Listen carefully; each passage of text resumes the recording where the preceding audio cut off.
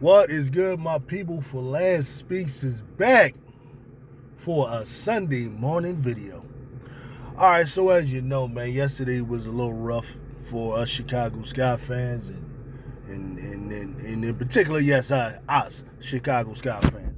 As the Indiana Fever, the hated rival, which some of us admit, some of us hate, and some of us hate to admit, got smashed in game one. Something that I don't think any of us predicted. Going into the game, I had a feeling that we'd probably lose it. You know what I mean? But I expected to lose a close one. Typically, how Sky and Fever games usually are. They're usually close, with the exception of one last season. But the situation just shows how far we need to go. It's either a personnel issue, or it's a scheme issue, or it's a chemistry issue. It's clear that Indiana has more chemistry than Chicago, and a lot of it has to do with players playing together longer, that sort of thing. That's always going to play a part in it. Looking back in it, you see a lot of things like that are evident. Like, I think the best chemistry right now we got going on the Sky is Angel Reese playing with Camila Cardosa. That's probably the best thing we got going. They work very well together, high-low. Why there wasn't more of that action is a question, of course. But these are just this is just where we are right now. Just like with the Fever, the chemistry between Caitlin Clark and Aaliyah Boston is really the strength of that offense right now. And then, of course, Kelsey Mitchell going and doing her thing helps as well. Chicago would benefit from Ariel Atkins offering a little bit of what Kelsey Mitchell offers that offense. But these are things they got to figure out. If Webster, Tyler Marsh, okay, Webster, if he is worth his weight in salt, he'll figure these things out. Get back to the drawing board, hit the film room, look at the film hard, and make adjustments. Right now, I'm going to say I'm going to expect that to happen. Okay. There was a lot of us crashing out, saying he should be fired, all of that. I think that's a legitimate feeling after the game, but we'll see. But anyway, as you know, as I do from time to time, I will go into the comment section, and I will actually help make some of our favorite commenters famous, who like to come through. And you have our ish talkers who happy to come back and tell me how wrong I was.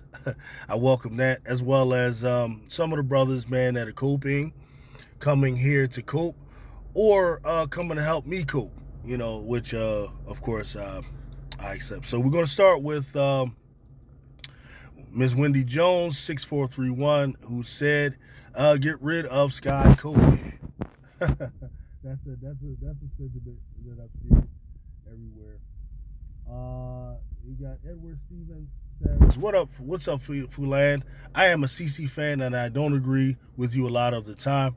However, I do find you to be somewhat even and unbiased in your opinions and evaluating. Oh, yeah, thank you very much, Edward. That's not something that I get from CC fans. Most CC fans, in my opinion, lack the depth to recognize my unbiasedness, and they rather see it as something else. Most of them believe CC is so great that the only way you can not think she's the greatest, or not think that she's the best, or not think that what I saw yesterday is the greatest thing ever, is, it has to be because I'm biased, right? Her performance was so great that, I had to be biased to not, say it. So, to not, glaze. So I appreciate that, man, from you, Edward. Edward Scissorhands. So here we go here. On Rumble, AW Rumble 9047 says, rough start for Clark. Only 20 points, 10 rebounds, 10 assists, 4 blocks, and 2 steals. Overrated for sure. All right, so this is one of, my Clark. I guess he's a sub. You better be a sub as much as you come here, Joker, right? But he comes often, watches the videos, and I appreciate him for coming and watching the videos. And he comes with the sarcasm, talking ish. Hey, listen, man, you get to talk that stuff, right? That stat line is absolutely glorious. 20 points, man, 10 rebounds, 10 assists, 4 blocks. I don't remember there being 4 blocks or 2 steals, but if you say so, I'll say so. I'm not even going to fact check you, man. I'm going to just take it for what it is. And in the chaotic game like you had yesterday, it is possible that the 4 blocks and the 2 steals happened.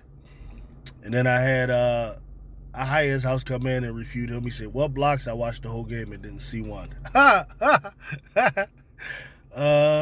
Shamar Jones says, "Stat batting with the lead built from Howard Boston in the refs." Yeah. Was she stat padding? Of course. But stat padding, like I said, doesn't bother me. It's not like an argument that I use against her. And when people use the argument that Angel Reese stat pads, that doesn't bother me either. Right? So I don't really care about stat padding. So now I have Collins Middleton says they are playing the New York Liberty next. Good luck with that. 0-2 bum coach, basic team Eagles, not a good season, bad for Angel. That's not a good look having to play the Liberty next. But I guess it's good to get that out the way. And you kind of see where you are against the Liberty. But you never know, man. Stranger things happen. Sometimes some teams match up well against other teams. And, Now I got Ahaya's house. 5344, a good person who comes through a lot. Says, Fulan, is Angel Reese currently leading the WNBA in rebounds, 17 and 3-point percentage, 50%? If so, let's get the hype train going for her for MVP. Not trolling, but we should start this as an anti-Clark campaign. Hey, you go ahead, man. I ain't worried about Clark that much to start a campaign against it, but if you do it, I'll support it. Oh, man. Rare Rock 5020 says, Ariel is cool, but those other guards ain't it. Better get different guards or this is going to happen 4 more times. You may be right about that. I also want to see Haley Van Lith get more minutes. I mean, you drafted her. Why not play her? I mean, because of Bantam? That's crazy. And my man HD had me rolling, man, said something that I wish I'd have thought of. He said Marsh Webster must be smashing Bantam on the low. Oh, man, when he said that, bro, I was dying. I must have been laughing about a half hour straight, man. I wish I'd have thought of that. Oh, man. So Shamar Jones says his coaching is nuts. His most offensive player, Ariel, was guarding Kelsey and kind of shut her down. Then she went to guarding Caitlin. Got to let Ariel score and get in rhythm. I agree. Highest House says, keep an eye on V Shoots. She might be better suited to come on the bench. I'm guessing he's talking about Vandersloot. Maybe. I mean, I still think she's your best point guard. I don't know if I'm ready for her to go to the bench yet because I don't know if any other point guard would run it better than her. You could do the point forward thing with Angel Reese and put Haley Van Lith in there with Ariel. I would be interested in seeing what happens, but how that would look. But what I would do is I would start off with Sloot.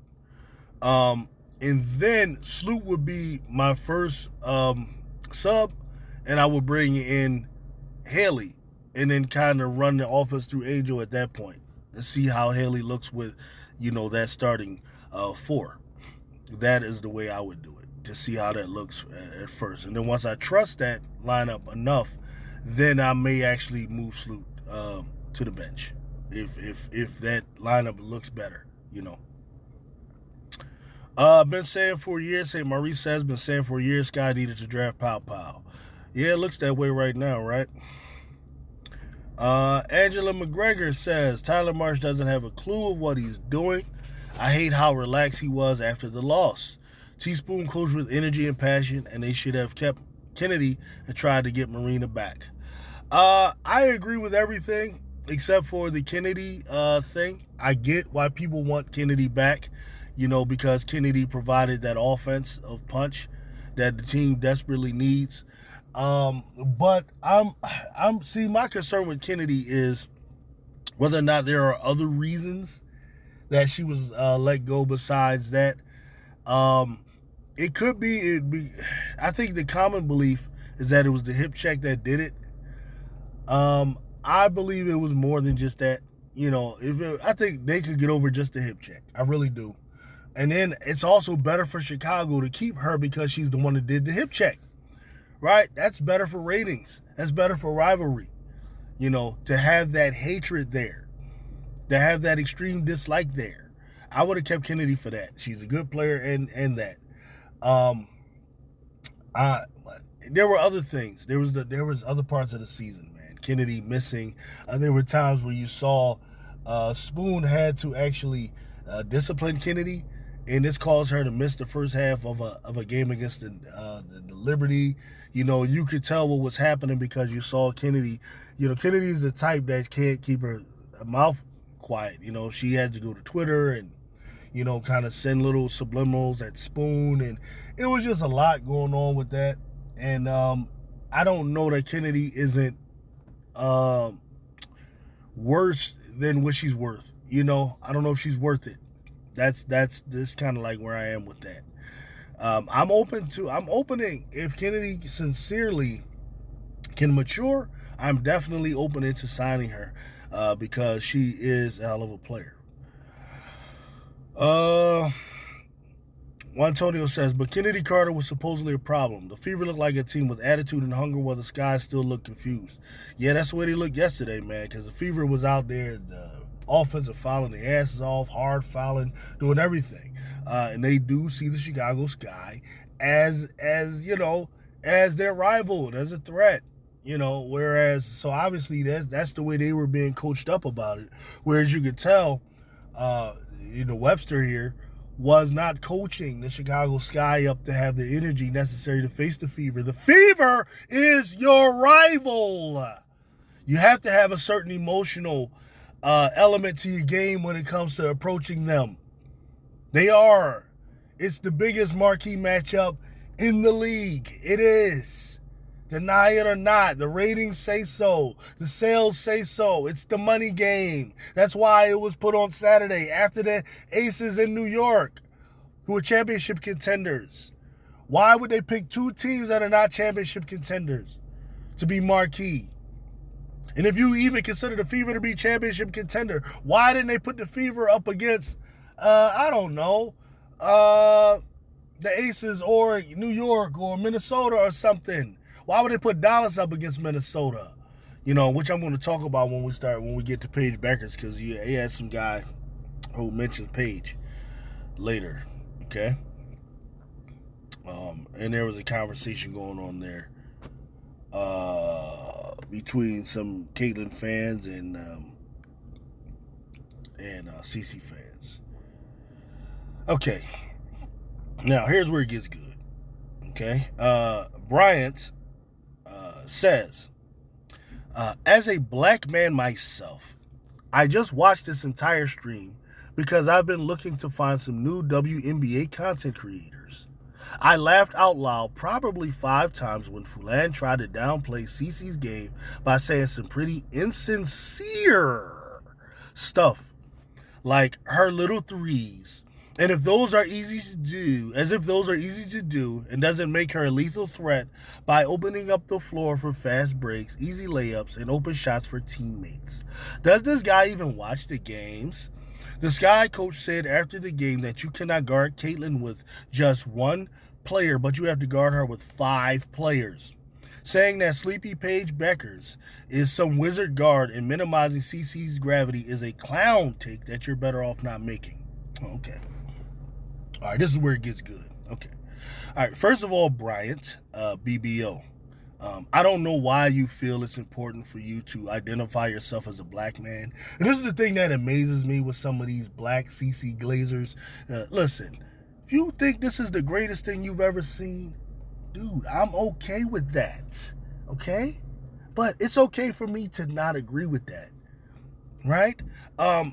And I'm going to give you an example because it seems like it's a little too difficult for these dudes to grasp what I'm saying and how I feel. Okay. Listen. I do not judge players, and I'm not, or put it this way, I'm not blown away by stat sheets. Stat sheets don't blow me away. I'm blown away by winning basketball. Seeing winning basketball happening on the floor, not stat sheets, okay? So obviously that means I have my philosophy or my understanding based on 30 plus some odd years of watching basketball as to what winning basketball is. I grew up a fan of the 1983 76ers, that early team. Okay, the Detroit Pistons, the LA Lakers, okay? Showtime in them. And then later, the Jordan's Bulls, okay? And even other teams that may not have won, but they do play winning basketball. The Utah Jazz of the 90s. A team that I swear would wipe the floor with any of these teams, any contender right now. They will wipe the floor with them, literally, okay? Winning basketball. I have my understanding of what that looks like, okay? I'm not blown away by stats, stuffing. I'm not. Like, for example, sir, okay? Because I don't know, you got to mention that you're a black man as if that means something here. I'm going to give you black players then. Russell Westbrook. I saw Russell Westbrook average a triple-double 2 straight seasons. And you know what?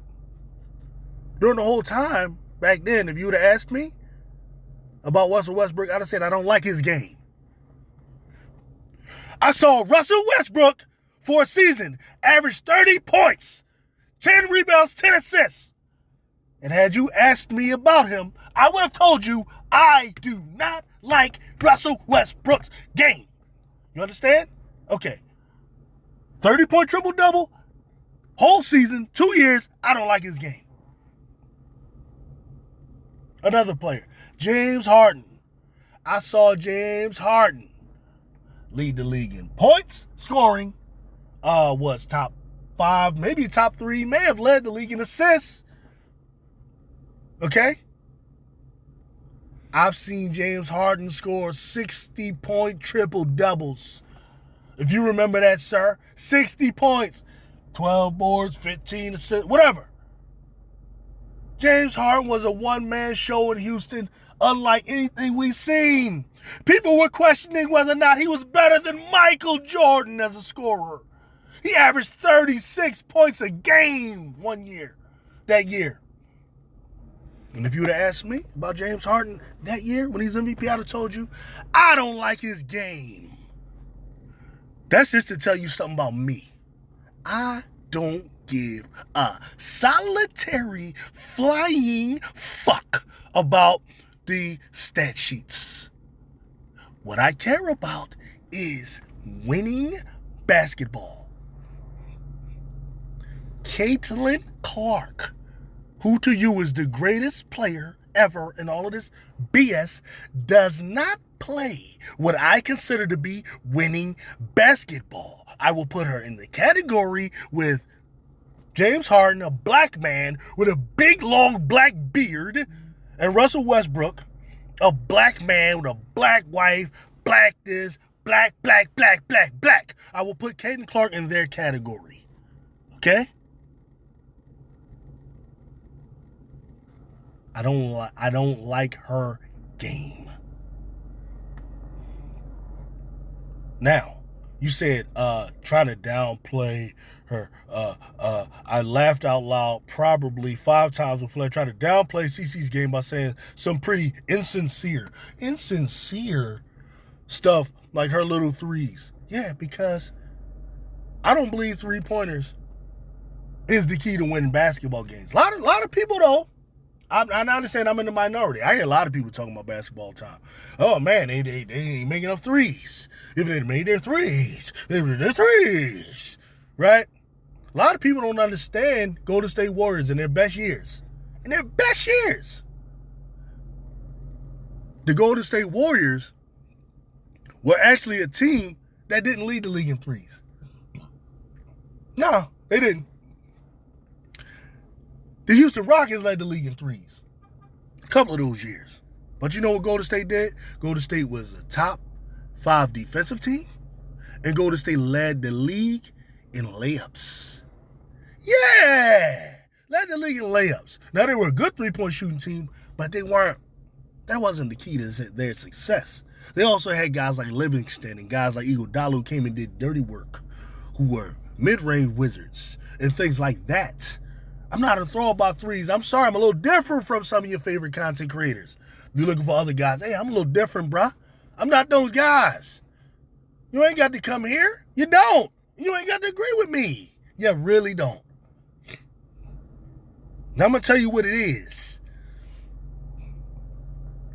But downplayer, what I got a downplayer for? If I thought Caitlin Clark's game was winning basketball, I would simply say what you saying. I don't believe it.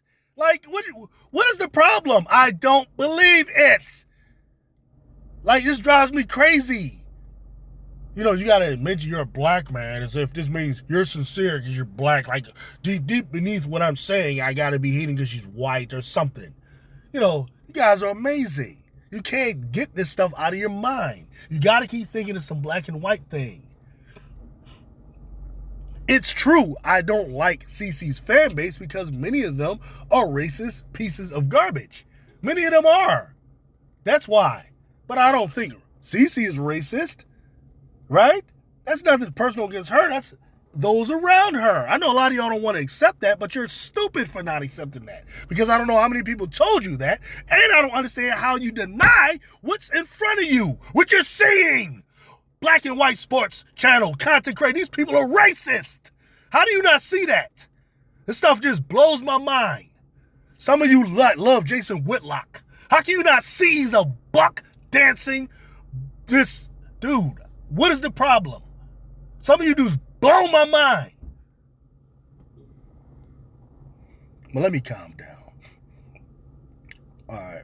Because sometimes the yelling, I might not get the message across. You know, as if those are easy to do. It doesn't matter if it's easy to do. It's her game. Like, her threes is her game. So they're easy for her, right? It might not be easy for me because I'm not up in the gym shooting 1,500 threes a day. Caitlin Clark does. So that's her game. So I can say they're little threes because that's her game. That's what I mean by that. And threes to me aren't the end-all be-all in basketball. Matter of fact, a three is a 40% shot to me. I'd rather take and make a bunch of stuff in the paint, personally, at 60% than a bunch of threes at 40% at best. But that's me. I'm really big on efficiency. Right? That's just how I am. Getting the most with little effort, with less effort.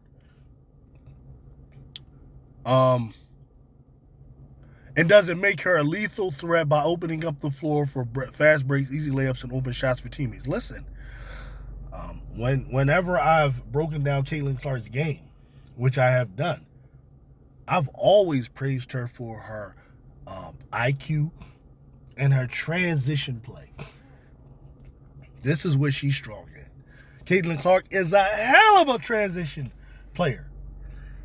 Possibly the best transition player in the W. I'm not sure her. Alyssa Thomas is pretty good. Paige, y'all will see, is very good as well. And then there's some others I'm just not thinking of right now. But she might be the best in transition. She might be. If you understand basketball, transition is another way of saying all of that stuff you're saying. Right? Open up the floor for fast breaks, easy layups, open shots for teammates. That's called transition. Okay? I don't have to list it that way in order to kind of put the extra glaze by making 3 phrases as opposed to 1. All of that can be summed up in transition. Okay? Does this guy even watch the games? Yes. He's a great transition player. The Sky coach said after the game that you cannot guard Caitlin with just 1 player, but you have to guard her with 5 players. I don't believe that. I think that's bullshit. Okay?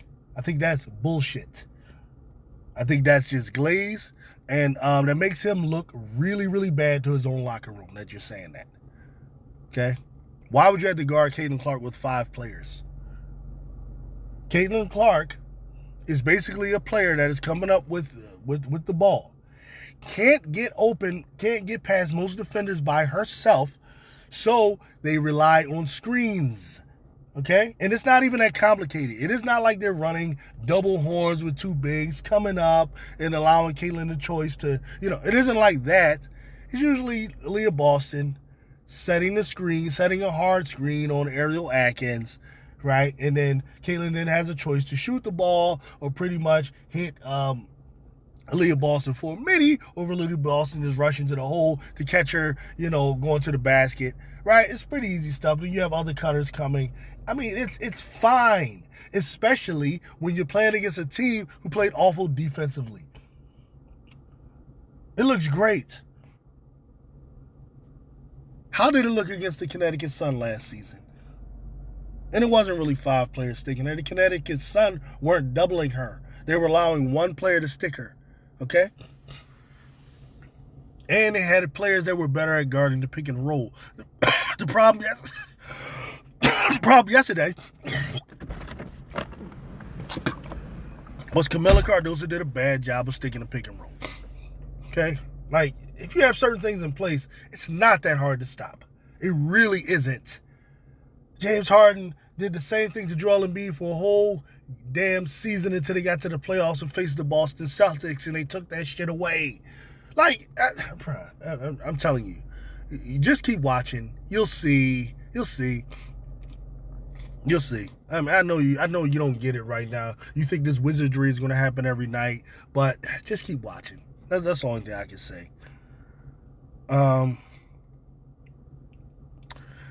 Saying that sleepy Paige Bueckers, I don't know what this sleepy shit is some wizard guard and minimizing CC's gravity. Okay, first of all, I don't know what Paige has to do with it, other than the fact that I said Paige Bueckers is a better basketball player than Caitlin Clark. I still believe that. I know you don't think that bullshit yesterday changes that. Number one, Paige Bueckers played her first game in the WNBA against a team that is a top 3 defensive team in the WNBA, a team that many consider to be the favorite to win the title, a team with the player people are considering to be the MVP. This is who Paige Bueckers had to face in her first game versus Caitlin Clark, who got to face the damn Chicago Sky, who I don't know what the hell that is, to be honest with you. Okay? There's a team I like, a team I root for, but I don't know what they're doing. You don't put them with the Lynx, right? Okay, as long as we're sure about that. Paige was fine. She was fine. She was 3 of 9 from the field. I mean, if you want to act like that's 3 of 17, then go ahead, right? You make 2 more shots and you're over 50%, right? You 5 of 9, you're over 50%. It's not like kind of like Enrique did, where Enrique just kept shooting and going down into a damn cesspool, right? Your first game, 10 points. Got some assists out there. Got some rebounds. I mean, Caitlin and Paige played some hella defense out there. It's okay. It was about as rough as Caitlin Clark's first game. Now, before you say, well, Caitlin scored 17 and Paige scored 10, what did Caitlin have in that first 3 quarters? Until they got to the end of the game, they took Dejanay Carrington, the primary defender, off her, and she made a couple of threes. If that's the type of shit that blows your mind and makes you think she was really good in that first game, then, bro, we got nothing to talk about. Caitlin Clark was horrible from the field in that game. Horrible. Okay? Paige just ain't Caitlin. Paige ain't going to go out there and just force the issue and keep shooting shots just to get numbers up. She ain't going to stay in the game late just to make a couple shots to get numbers up. They're different players. They're different. Why do I think Caitlin Clark or Paige Bueckers is better than Caitlin Clark? Very simple. I judge based off of 2 things. Skill set, mindset. Skill set, mindset. You want to talk skill set? Caitlin Clark is a player that is great in transition. I'm going to start there with the glaze for you. She's great at transition. She might be the best at transition. Okay, you got that? You got that? That's what she's great at. Good 3-point shooter. Oh, yeah, when it comes to logo 3, she might be the best at that. Her and Sabrina Ionescu, Lord have mercy, they can shoot from so far away. Good passer, yes. Her best attribute, probably passing the ball. That's right. Now, when it comes to scoring, Caitlin Clark is not a 3-level scorer. She's at best a 2-level scorer. All right? She's going to hit a 3. That's what she's looking to do. Okay, that's what's up. When she hits it, it looks great. Caitlin Clark can get to the rim somewhat, but not at an elite level. She does not get there with any speed, does not get there with any efficiency, does not get there typically without pushing off the damn defender. Caitlin Clark in the post has no post game. You cannot set up Caitlin Clark with a smaller player behind her, and Caitlin Clark is going to give you a turnaround jumper. Caitlin Clark is going to give you a little hook shot. She's not going to give you anything in the post, so you can't place her in the post. In the mid-range, maybe she can do it, but she hasn't proven that she can consistently, so you can't really place her in the mid-range for shots either. There's no point in having her run around to catch the ball to make mid-range shots either. There's no point in doing that. And, of course, she's excellent from the free throw line. Okay? I think we covered the 5 ways you can score in the NBA, right? There's a drive, there's post, there's mid-range, there's free throw line, there's three-pointer, okay? When we're talking about Paige Bueckers, Paige Bueckers is a player that is good in transition as well. Paige Bueckers is a player that is a great passer. Now, just give it more games and you'll see it, right? Those who watched her throughout UConn, and even those who were able to see the flashes that you saw in preseason, can see, oh, she's just as good as a passer as Caitlin Clark is. But Caitlin Clark, at the beginning of the year, you got to remember the team didn't quite know how to use her yet. It took about a good 10 fucking games before they started realizing what type of passer she was. All right, so if you have to do with any fairness, Mr. Black Man, then I think you should have, just a little grace on that. This one game. Let's not jump off the deep end yet off of one game, sir. Okay? She could pass. She could do the transition play, right? Paige Bueckers also, I could put Paige Bueckers can hit the 3. Oh, yeah. She hit her at a over 40% clip last year in college. Something that your girl Caitlin Clark just doesn't do, okay? 40% clip from 3 last year, all right? Paige Bueckers can, in the post, you can put Paige Bueckers on the right of the rim. You know what she can give you? She can give you a turnaround jumper, a fadeaway. You put her on the left side. She can give you a little fadeaway. Getting to the rim. Let's just see. Paige Bueckers' first score in the NBA, in the WNBA, had Chelsea Gray on her hip. Chelsea Gray was on her hip all the way down through the lane. And Paige Bueckers did what? She scored a left-handed layup. Something that I don't think Caitlin Clark is capable of doing. I don't even think she's ambidextrous enough to score a left-handed layup, to be honest with you. If she does, send me the footage. I don't recall it. Paige Bueckers throughout the mid-range can score in multiple places throughout the mid-range. Whether you're talking about the elbow, whether you're talking about on baseline, whatever area you want, I've seen Paige Bueckers drop a 2-pointer from all those areas throughout her years. Okay?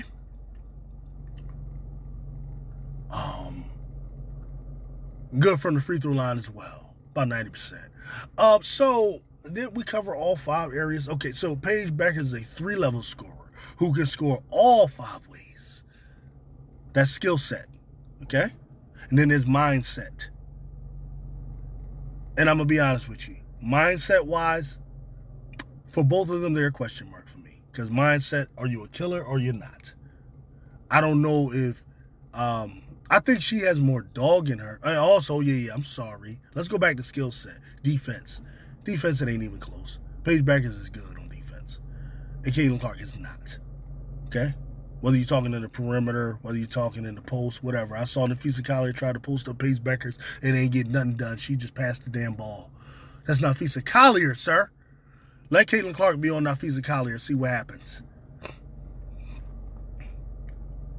Then there's mindset. Either you're a killer or not. I don't know if either one of them is a killer. Both of them have killers on their teams, though. Okay? Caitlin Clark gets to play with Chelsea Mitchell, who's a killer. And Paige Bueckers plays with Enrique, who's a killer. Who might be the best killer in the league. Okay? So, I don't know if either one are killers. But as far as skill set goes, I'm going to put Paige above Caitlin Clark just from what I've seen is a skill set. Okay? Talking about her gravity and all of that. Okay, that's nice. You don't have to really go to her. The gravity shit, that's just bad defense. They don't have to do that. They don't have to. Just watch how the Connecticut Sun played her in the playoffs to talk to me about her gravity. All right. So what we got now? Michelle. This is one of my favorite visitors, man. How you doing, bro? Says Tilly over Atkins, Maddie, and Allen. I don't know, man. I don't know. The sky is done not because of Tyler, Camilla, and Angel. It's the shock callers. They said, let's end Angel's dogness. Let's silence Angel. Let's cripple her. And the league supported it and accomplished it. Nothing she can do but now accept it. She has no fights. Atkins is ops. Now I see Nurse as ops. That 3 that was shot on Nurse before the half. If you were watching, she let Caitlyn shoot it. This team was made so that Angel won't be in the headlines for nothing good. Watch how they continue to demonize Angel all season long. Watch the Pacers win the finals because it's already written, so will the Fever. My brother, let me just offer you this advice. I'm not going to say whether I agree with you or not. Listen, I don't consider myself a conspiracy theorist, but at the same time, I don't down conspiracy theorists. I don't tell them they're wrong or anything. Conspiracy theorists could be right in most of their theories, but I will say this. And since this is a Sunday morning, I'm going to speak to you in the language of Scripture, my brother. Don't know if you're a scripturalist or not, but this is advice. Focus not so much on what the devil is doing or what the devil is set out to do. Rather, place your focus and aim your vision towards what the Creator, God, the most merciful, the Most High is doing. Set your sights on what the Most High is doing, what his plan is. Because ultimately, his plan is what will manifest itself. To worry about the devil or to be concerned with him is to worry about something that is not guaranteed. The devil does not succeed in all of his plans and plots. Nor should you see that he will succeed in all his plans and plots. Oftentimes, he fails. He fails. Why? Because while the devil is doing his plotting, God is doing his planning. He's really putting together his plan and his will, right?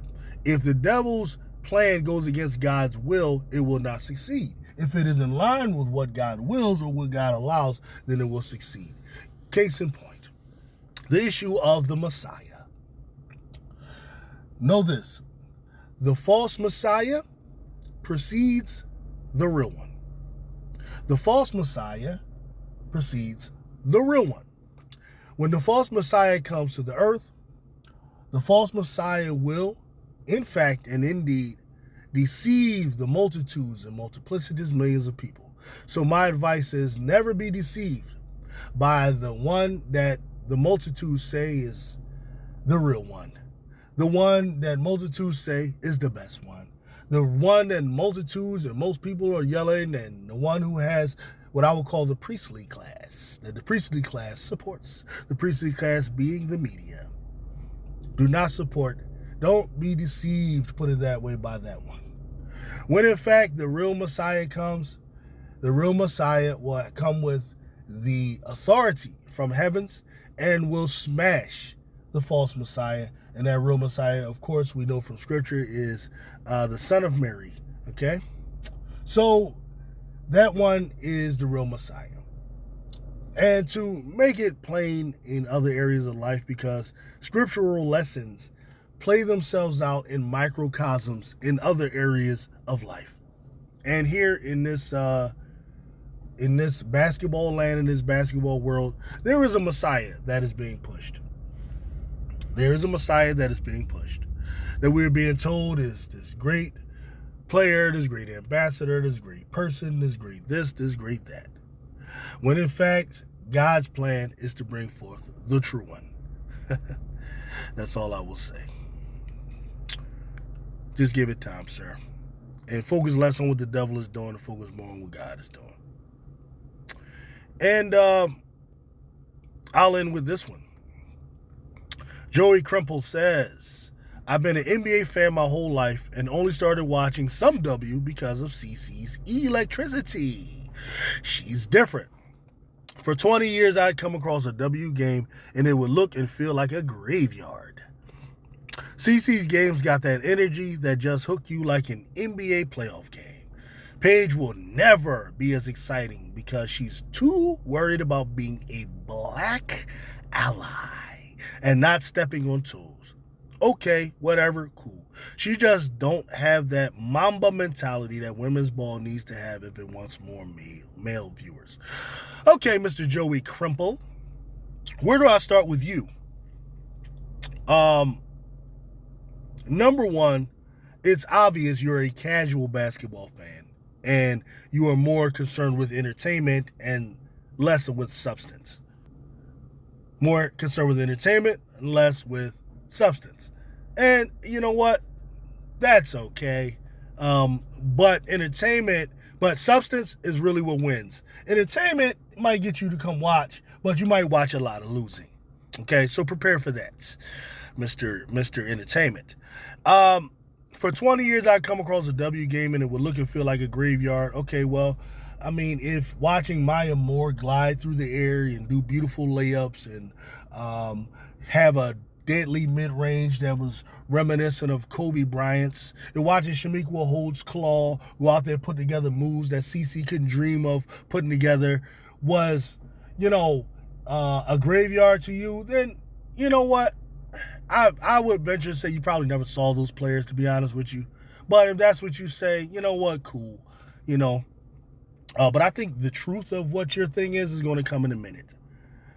Watching Diana Taurasi just tear people up in the mid-range, make threes, be fiery out there, was something that you felt was a graveyard. Okay. If Sue Bird's beautiful passes, Sue Bird did every no-look pass there is in the world, was a nice three-point shooter, did all of these different things that you're claiming that you've never seen, was a graveyard to you? Okay, sure. You really saw those players. I bet you did. CeCe's games got that energy that just hook you like an NBA playoff game. Does her game really have that energy? Or is it like the whole environment that is being created by the television and everyone out there just going crazy and yelling really do it? I wonder, if you just watch her outside with no crowd, is it the same energy? Maybe you think so. I don't know. But if you think so, you know what? That's okay. Paige will never be as exciting because she's too worried about being a black ally. All right, now this is where the truth comes in. Number one, now I know for a fact you watch Caitlin Clark because she's white. Because you said that about Paige, I know you're watching Caitlin Clark because she's a white girl. Okay? That, you can't tell me nothing other than that now. Now, being a black ally. Okay. And what the fuck is okay, all right, so Paige concerned about being a black guy. Okay, what should she be? A black hater? A black opponent? A black enemy? What the fuck do you think Caitlin Clark is? Are you saying Caitlin Clark by contrast is some sort of a black enemy? You racist son of a bitch. Is that what you're saying? Because now I gotta ask you that. Because there's no doubt in my mind you're racist, right? Or you're influenced by racism. There's something going on with you, sir. Now I'm wondering, were you one of those people out there calling, Angel Reese bottles that offensive name? Were you out there doing that? I'm starting to wonder. Because I'm trying to understand what being an exciting player has to do with being a black ally. One is on the court, the other is off the court. So now I'm wondering, what are you really getting at, sir? A lot of you guys, I try to give y'all the benefit of the doubt, but you keep showing me what you are. Racist pieces of manure. That's often many of you like to do. She's too worried about being a black ally and not stepping on toes. Not stepping on what toes? You understand that being in a game, when you're playing a game, that you do follow what your coaches are saying. You do realize that, right? What do you want her to do? Go out there and say, I'm a white girl and I'm going to go out and I'm going to just take over? How about it's called being a team player? You know, and this is why I know y'all don't know shit about basketball. Paige Bueckers plays what I call winning basketball. Goes out there. I don't see her complaining like a little bee. I see her putting in work. I see her making sure that even the way she talks is all team stuff. It's all team game. Because ultimately, that is what basketball is. If you need her to take over at certain moments, oh yeah, she'll take over. What she won't do is go and put stats and personal stuff over winning. That's what she won't do. Like Caitlin Clark's first game, where she played like shit in that first game against the Connecticut Sun, but made sure, hey, I'm going to make a couple little three-pointers here in this fourth quarter so that I have 17, so it don't look like I played like shit when I really did. That's the difference between the two. But I'm going to tell you something. Just keep watching, sir, and learn about basketball. I believe God is going to teach y'all a lot about life when it comes to these two girls. I really believe that. And I'm just going to let that be what that is, right? The type of energy and the type of time y'all on, let me tell you something. She don't have that Mamba mentality. What the fuck you know about a Mamba mentality, white boy? And then I'm going to call you that because that's just obviously the mentality you got, sir. Worry about being a black ally. Man, let me go ahead, man, father-in-law. Lose my cool out here, man. All right, so thanks for everybody for coming through, man. Sometimes you got to address, the people out here. And let me go ahead and be out. Peace.